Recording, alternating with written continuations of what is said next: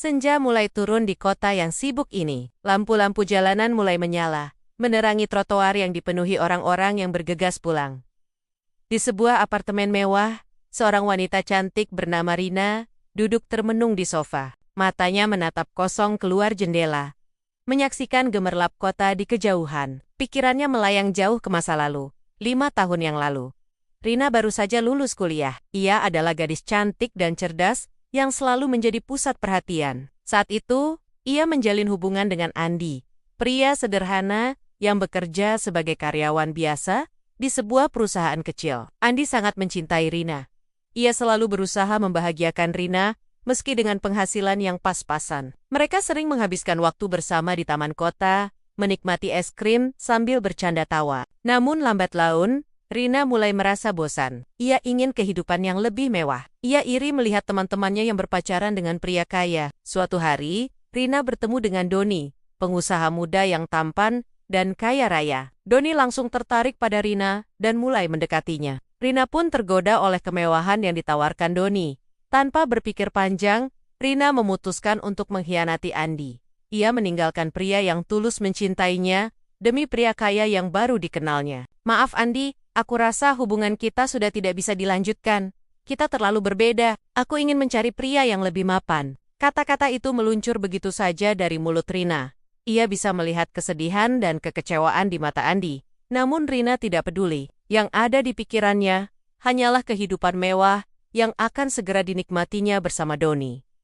Andi hanya bisa terdiam. Hatinya hancur berkeping-keping. Namun ia tidak bisa berbuat apa-apa selain merelakan kepergian wanita yang sangat dicintainya. Baiklah Rina, jika itu maumu, aku doakan kau bahagia. Semoga suatu hari nanti, kau tidak menyesali keputusanmu. Itu adalah kata-kata terakhir Andi sebelum ia pergi meninggalkan Rina.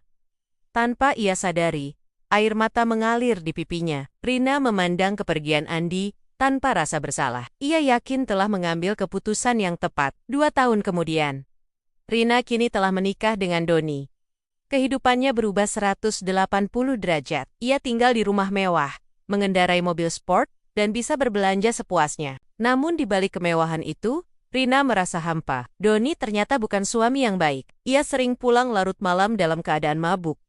Bahkan, tak jarang, Rina menjadi sasaran kemarahannya. Rina mulai merindukan kehangatan dan ketulusan Andi. Namun nasi telah menjadi bubur. Ia harus menerima konsekuensi dari keputusannya. Suatu hari, Rina tidak sengaja bertemu Andi di sebuah mall. Betapa terkejutnya ia melihat penampilan Andi yang kini sangat berbeda. Andi terlihat sangat sukses dan mapan. Andi, apa kabar? Lama tidak bertemu. Rina menyapa dengan canggung. Andi tersenyum ramah. Hai Rina, aku baik-baik saja. Bagaimana denganmu? Mereka pun berbincang sejenak. Rina terkejut mendengar cerita Andi. Ternyata setelah putus dari Rina, Andi bekerja keras mengembangkan bisnis online-nya. Kini ia telah menjadi pengusaha sukses dengan omzet miliaran rupiah. ATI Rina menselos. Ia menyesali keputusannya dulu. Andai saja ia lebih sabar dan setia pada Andi. Senang bertemu denganmu Rina. Aku harus pergi sekarang. Istriku sudah menunggu. Andi berpamitan. Rina hanya bisa memandang kepergian Andi dengan penuh penyesalan. Kembali ke masa kini, Rina masih termenung di sofanya. Air mata mengalir di pipinya. Ia menyesali semua keputusan bodohnya di masa lalu. Andai waktu bisa diputar kembali. Bisiknya lirih. Namun, ia tahu. Penyesalan memang selalu datang terlambat. Tiba-tiba terdengar suara pintu dibanting. Doni pulang dalam keadaan mabuk berat. Rina hanya bisa pasrah menerima nasibnya. Hei kau, kenapa belum tidur? Cepat siapkan air hangat untukku. Bentakan Doni memecah keheningan malam. Rina bergegas ke kamar mandi, air matanya kembali mengalir. Sementara itu, di sebuah rumah mewah di pinggiran kota, Andi baru saja pulang dari kantor. Ia disambut hangat oleh istrinya, Sari. Mereka berpelukan mesra. Bagaimana harimu sayang? Tanya Sari lembut.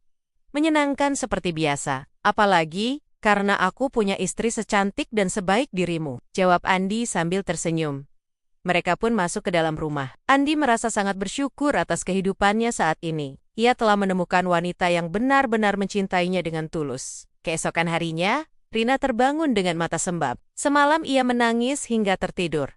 Doni sudah pergi entah kemana. Rina berjalan gontai ke dapur untuk membuat kopi. Tiba-tiba matanya tertuju pada sebuah amplop di atas meja. Dengan tangan gemetar, Rina membuka amplop itu. Isinya adalah surat cerai dari Doni.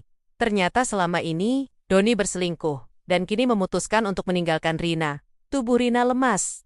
Ia terduduk di lantai. Air matanya kembali mengalir deras. Ya Tuhan, inikah karma untukku?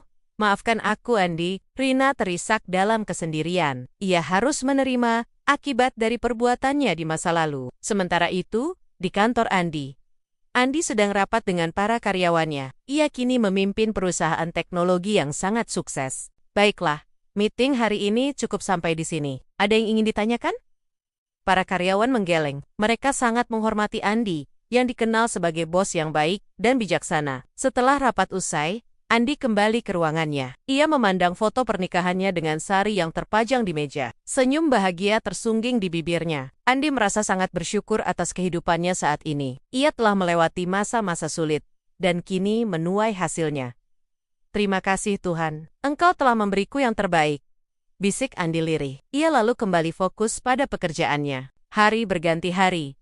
Rina kini hidup sebatang kara. Semua harta yang dulu dinikmatinya telah lenyap. Ia harus mulai dari nol lagi. Suatu hari, Rina memberanikan diri untuk menemui Andi di kantornya. Ia ingin meminta maaf atas kesalahannya di masa lalu. Maaf Andi, aku menyesal atas semua yang kulakukan dulu. Aku terlambat menyadari betapa berharganya dirimu. Andi tersenyum lembut. Ia tidak menyimpan dendam pada Rina.